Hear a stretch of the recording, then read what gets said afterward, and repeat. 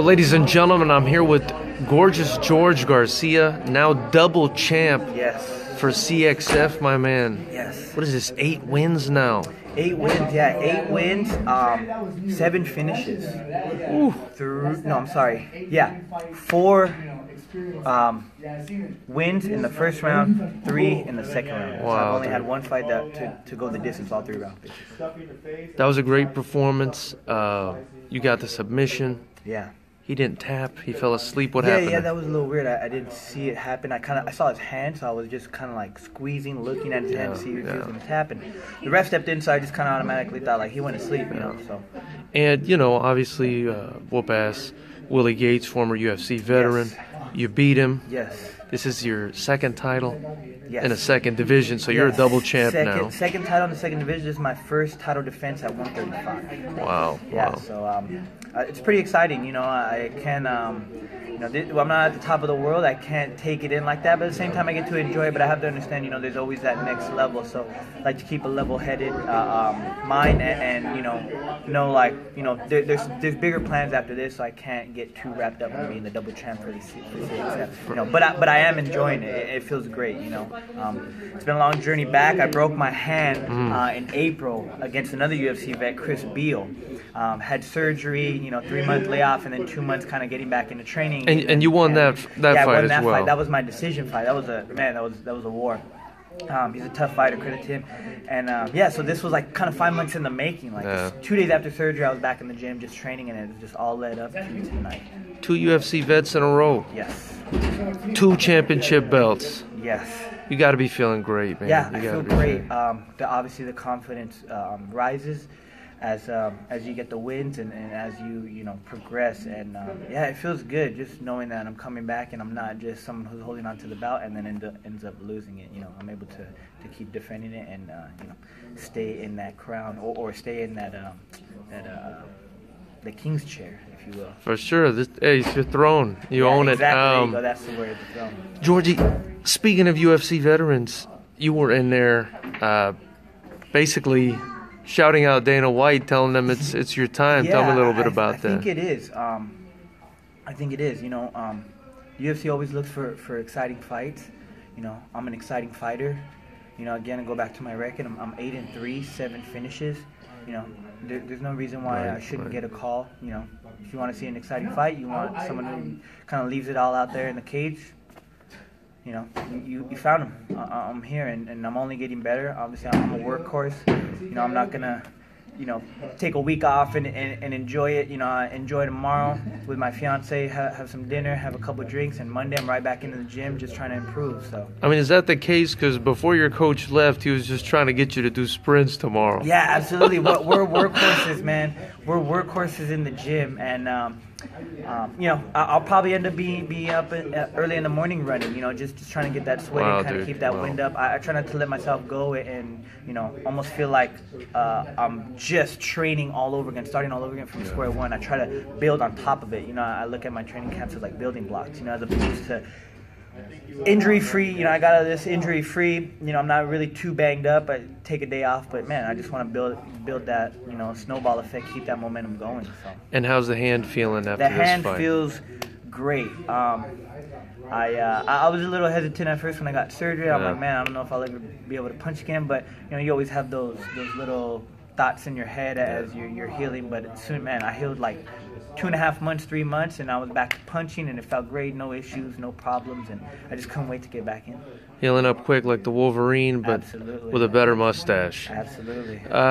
You got a little war wound today. I got some footage of them stitching your head up, which was pretty. I did. He caught a couple elbows from the ground. I was a little surprised by that. I thought they were the back of the head, but the ref was like, no, it's on the side of the head. You're good. So I'm like, all right, you know, let's just keep fighting. You know, I saw the blood coming out, so I didn't know if it was my nose. I didn't know if it was him. I was like, where's this blood coming from? You know, trying to figure this out all while still maintaining control and trying to win the fight.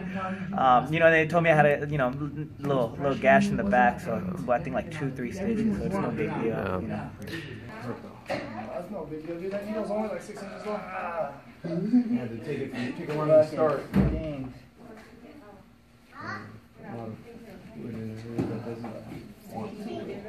That's hot. Are you numbing it? I was just fucking. No, he's just poking at it. You said you hadn't had stitches since 7th grade. I think it was. 7th grade. I hit stitches like you over the were. head with a hockey stick when I was out in the see. street with my friends, and so it was definitely brings back memories. For sure, for sure. You had some. I mean, I watched the entirety of the fight. You were in control. You had some great ground control. I mean, did you feel like there was a lot of he's a tough guy for sure, but did you feel like there was a lot of resistance? I've seen his fights, mostly his UFC fights, and I noticed he kind of breaks when it comes to like the grappling and that grind, that grit type of fight.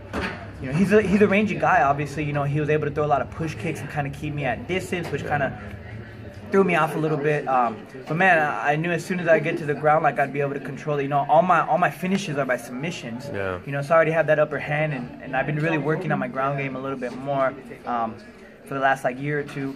So I feel like once I had it on my on the ground, I felt like I could have kind of just dictate the pace and dictate the fight and kind of put him where I wanted him to be able to finish him.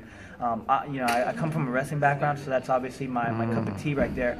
I love wrestling. I think it's great, and you know, I can keep it on the feet with my wrestling. I can take it to the ground with my wrestling, and obviously today I was able to use my wrestling to take it to the ground and kind of just dictate how I wanted to finish the fight.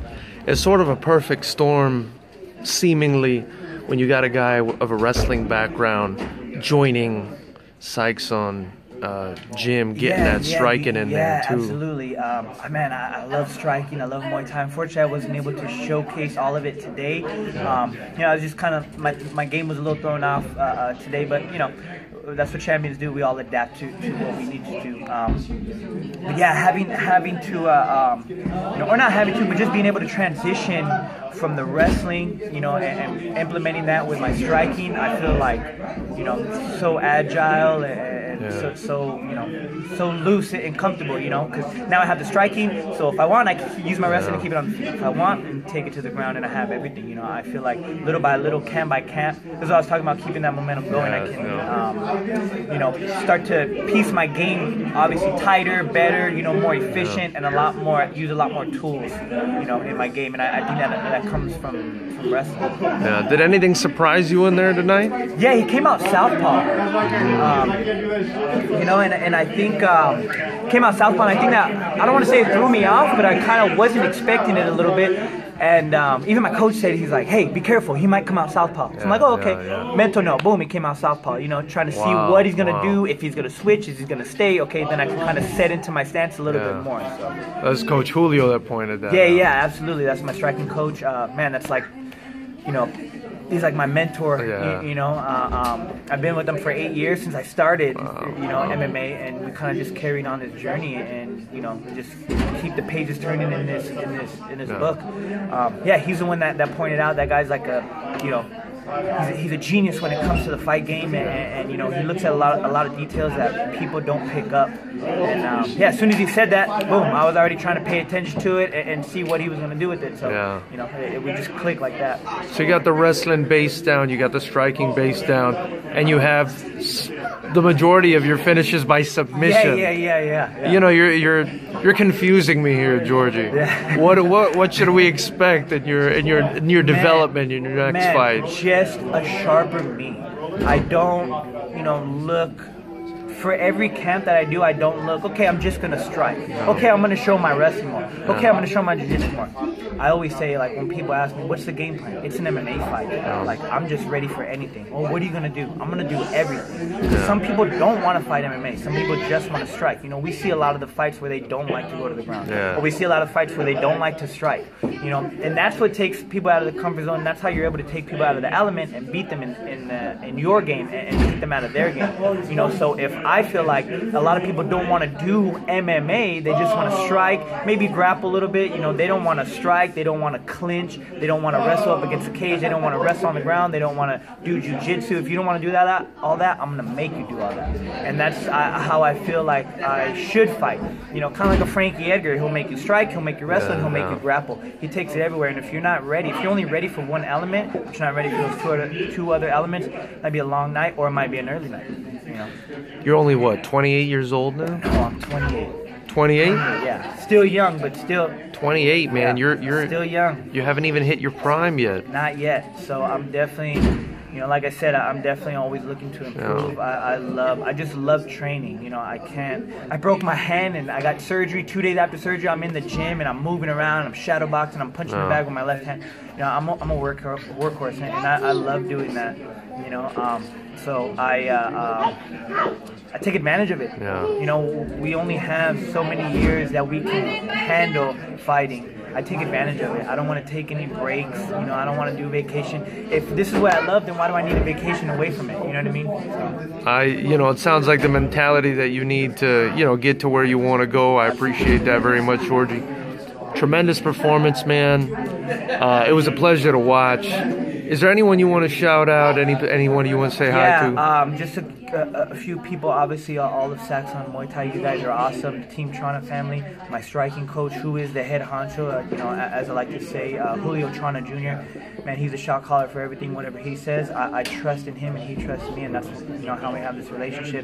You know, my wrestling coach out of Black House MMA, Kenny Johnson. My jiu-jitsu coach, Timmy Bond out of Street Sport, and then obviously my my strength and conditioning coach, Taylor Ramsdale. Those guys are like, you know, the formula for a championship fighter, you know, and I'm just their project, you know, so I listen to what they say. So shout out to my coaches, shout out to my teammates, shout out to my beautiful fiance who just got engaged maybe about a month ago, about 3 weeks ago. Congrats, who's now brother. my fiance. So she's always there helping me. She's, you know, cooking my meals, making sure my weight's on point, helping me cut weight, doing all that stuff I need to do in my camp. So, you know, big shout out to her. And last but not least, shout out to my mom, or not shout out to my mom, but you know, prayers to my mom. I know she's up in heaven, looking down at me, and she's very proud of me. And you know, I do this for her. I do this for my fiance. I do this for my coach. I do this for everybody who believes in me, not for the people who don't believe in me. The people who believe in me deserve it, more than the people who are doubting me. So I do it for them. Absolutely. How about Dana White? Anything to say to Dana White? Dana White, if you watch this, if you watch the CXF show,